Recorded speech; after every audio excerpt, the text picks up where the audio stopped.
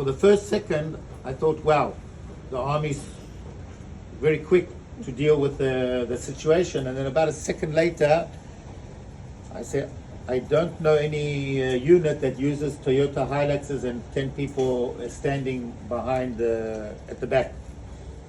And then I realized that only then, which is about 7:35, I realized that we are being attacked with many terrorists. I'm also at the same time getting information from all my security officers at that time, more or less. And then I also say I've been attacked. We're driving, they're driving in front of us, and I'm driving like this. At the beginning, they don't shoot at me because I'm also on a Toyota Hilux, a white Toyota Hilux. Most probably at the beginning, they thought I'm one of them. But only when I pass them and they realize that I'm in uniform, that I'm not one of them, they start shooting at me. And I just thought two things. First, I hope they don't shoot the RPG, because I saw the RPGs. RPG in a reinforced car is even worse than a regular car. It's more dangerous.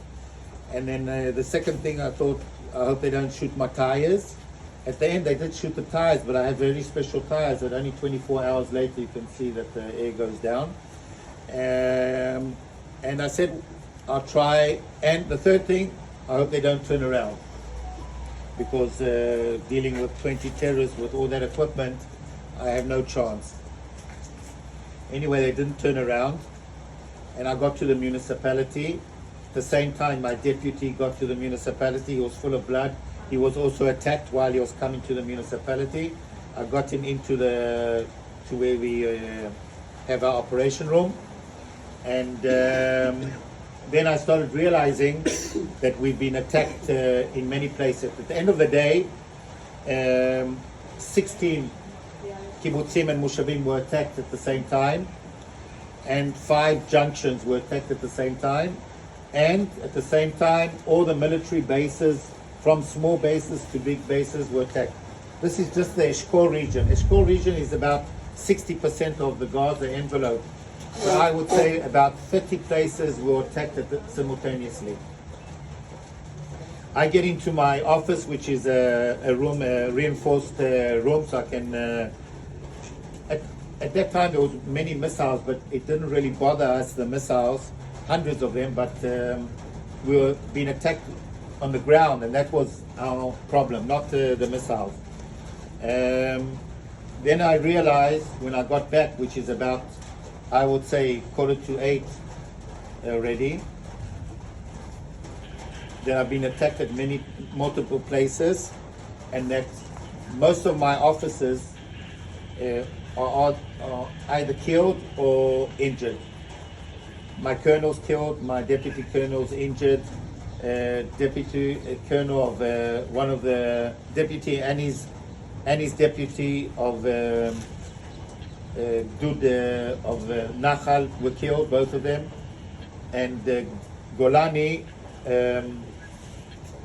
the deputy, was seriously injured, and the head of the unit was not in this area.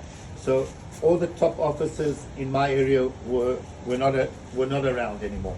This is already 7:45 in the morning, and then I get a telephone, which don't worry. I get a telephone.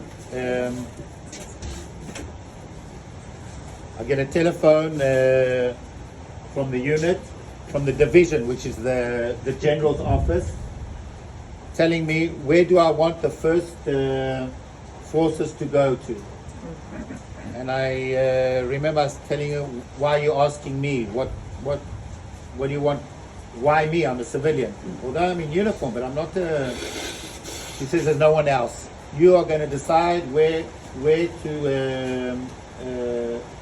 navigate the forces that are coming from outside, Matkal, Shaldag, all the special forces. Huh? If you have a red color alert, in the end of the green grass, we have a safe room. We are getting in. We'll just go in if we have a alert. Then I realized that my place at the moment is where I'm at the municipality, and I will start getting the forces. The first force was so she said, where do you want the first force? I said, I want them Kibbutz Be'eri. She said, okay. At around 8:30 more or less, the pilot phones me. He says, where do you want me to land? I have 13 soldiers on the helicopter, special forces. Where do you want me to land? I tell him exactly. I pinpoint him where I want him to land. I tell him, don't go to the entrance of the kibbutz because I know there are terrorists there. There's a side gate, so land close to that side gate. And he said, okay, 5 minutes to landing. He said the officer of the 13 soldiers will be in contact with you. And at 8:45, the officer of the special forces. Yes, of course.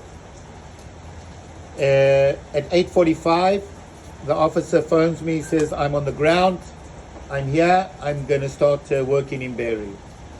From that moment, that's what I did, more or less, most of the day.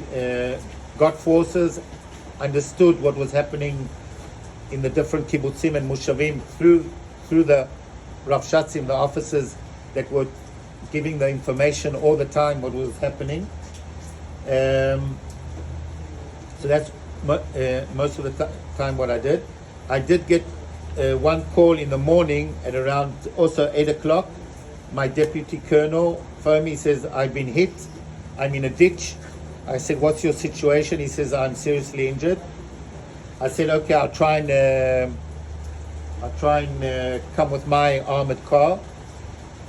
But at that time, the junctions, I understood that also the junctions were attacked. And then I told the army that I couldn't get to the deputy colonel. They have to do something else. We have to wait. At the end of the day, only at around 11, 12 o'clock, they managed to get to him. He's already had 3 operations, but he's alive.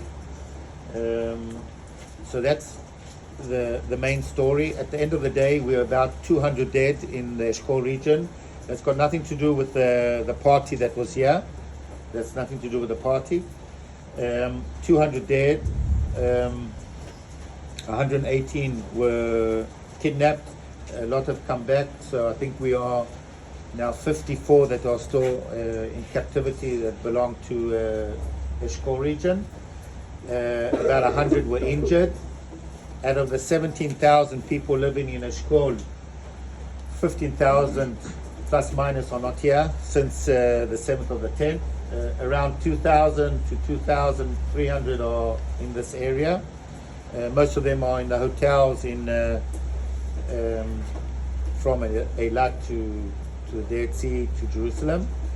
11 of the 32 kibbutzim and mushavim we think will not be coming back, let's say within the year. It will take about a year. Maybe Harel will talk about that. But plus minus, some will even take longer, maybe some shorter, but and some maybe a year and a half to 2 years. And the other 22, mainly mushavim, but also a few kibbutzim. The first, we think maybe beginning of February people will start coming. We're not sure. A lot depends what's happening in Gaza. But that's the first date that we say maybe people will start coming back, but that's something that's very open. All right. Okay. Good morning. I'm Ariel.